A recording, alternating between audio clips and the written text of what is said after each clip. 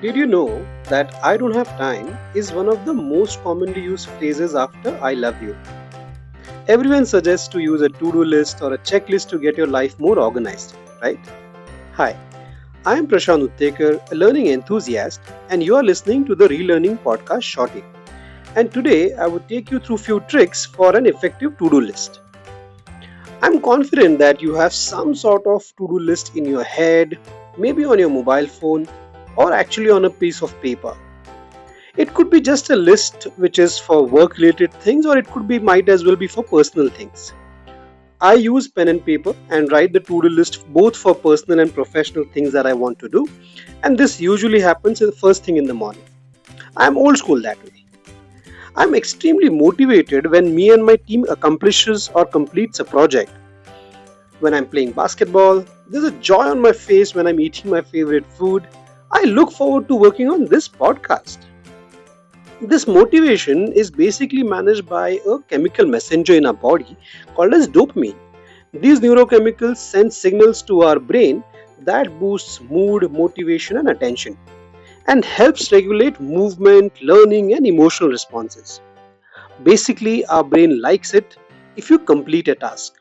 So, next time when you complete a task, just do a small favor by putting a little tick mark against the task you just completed. This does not have to be a mightier task or a bigger accomplishment. It could be small little bite-sized task as well. Remember, our brain likes tick marks. Most important is that once you complete a task or subtask, write the immediate action. It could be as easy as you tick marking a task of sending an email to your manager on a project proposal, and you immediately write the next associated task, which is to follow up with the manager for approval by 10 a.m. tomorrow. Yes, a good task will have a timeline to it.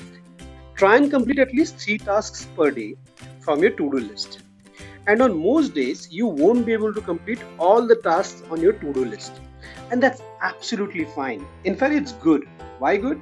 Since the next day morning, you will get up with a fresh page and write down all the unticked tasks from the previous day. Basically, a carry forward.